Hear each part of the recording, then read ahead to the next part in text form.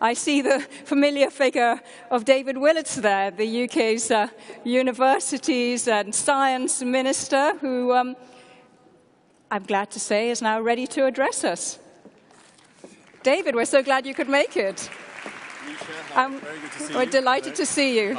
The stage is yours. Well, thank you very much indeed, Misha. It's a great pleasure for me to be here this morning on the final day of this very important conference. For the past 3 days, leading experts have come together to consider the ways in which the world is changing, and that means not just the scientific evidence, but what those changes mean for our economies and our societies. For me, as the Minister for Universities and Science here in the British government, I'm very pleased to be emphasising our commitment to mainstreaming sustainable development. We are focused on maximising value and growth across the whole economy while managing natural assets sustainably. Today is a rather important anniversary for us in Britain in a way that plays directly into the debate on climate change and what we should do about it, because it was 100 years ago today that Captain Scott died on his return from the South Pole in the Antarctic, and in an hour or two I'll be going to a service to mark that anniversary. And it is, of course, at the poles that we see most clearly the most rapid changes going on in the global environment.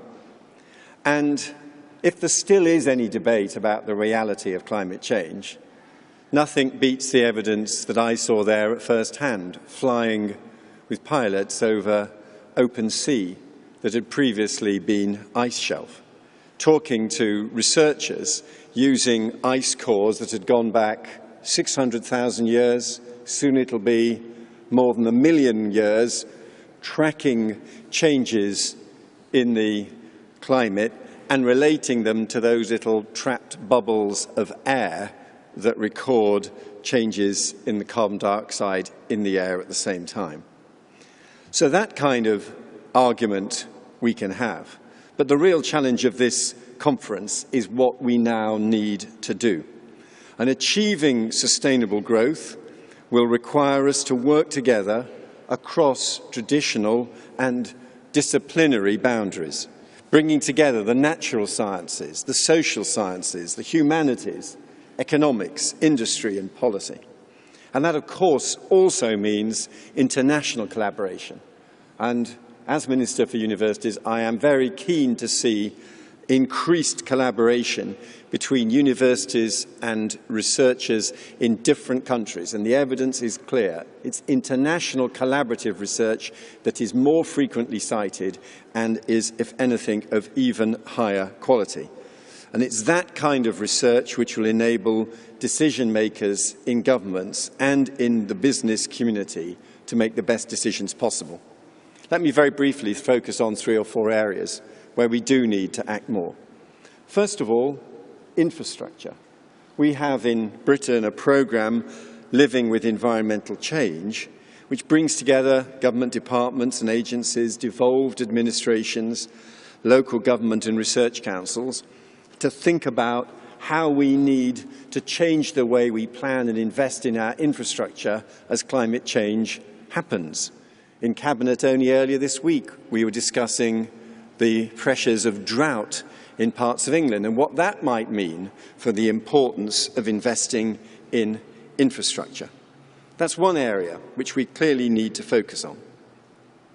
A second thing that we need to focus on is the risks which the changes in our climate pose to our economies and our societies.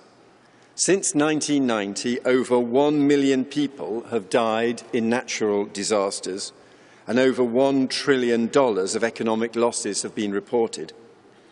And when the experts track the natural disasters, sadly, there is a clear pattern. 400 major natural disasters in 1980, 1,000 in 2010. And whilst, of course, there are special circumstances and individual factors, it does look as if the increased amount of energy in the environment around us is crucial in this. The Natural Environment Research Council, who are co-organisers of this conference, play a central role in the science of forecasting and mitigating natural hazards in the geophysical environment, such as earthquakes, volcanoes, flooding, storms, tsunamis, coastal erosion and landslides. And let's be clear, sadly, it is the poorest and most vulnerable members of the world's population who suffer the most from these natural disasters. That's why forecasting them, mitigating them, and delivering humanitarian assistance is so important. Next on my list is carbon measurement. If we are to trade successfully in carbon with the aim of decarbonising our economies, it's very important that that trading rests on solid empirical evidence about the full carbon costs of a whole range of activities. And again, we in Britain, with our expertise in metrology, are very proud of the contribution we can make to continuous improvement in international standards of carbon measurement. But finally, I would add to that list the most important point of all. We can focus through the physical and natural sciences on understanding the changes going on in the world around us. We can harness the fantastic capabilities of modern science and technology. But ultimately, what we're talking about is understanding and changing human behaviour. That is, if anything, even more important than the development of the new technologies. Understanding public attitudes and human behaviour is an essential part of addressing the global challenges we're facing: climate change, population growth, threats to food and water security, human and animal diseases and terrorism. And that's why it's absolutely right that, especially at this conference this week, the social sciences and the humanities are taking centre stage, because decisions will only work if we understand properly and properly engage with the people affected by those decisions. Let me give you an example of the importance of understanding human behaviour. Food security, an area in which our own chief scientist here in Britain, Sir John Beddington, has played a crucial role. As much as 30% of all the food grown worldwide is lost and wasted in the long journey to eventually reaching the consumer. Indeed, some estimates have placed it as high as 50%. Tackling this high level of food wastage requires a properly interdisciplinary approach. Of course, technological innovations to help reduce pest and disease losses, but also social and behavioural sciences that help us to understand consumer behaviour and influence those behaviours to be more sustainable. So there's a lot to do.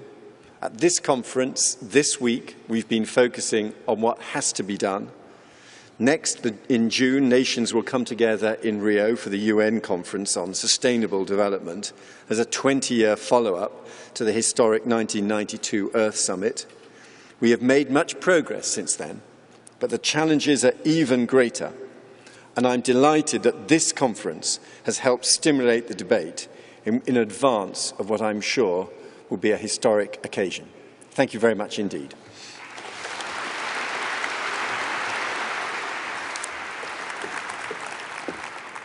Thank you so much, David. We're so glad you were able to join us. And even though you haven't been with us the last few days, we've totally got what this conference is about. Thank you very much indeed. Thank you.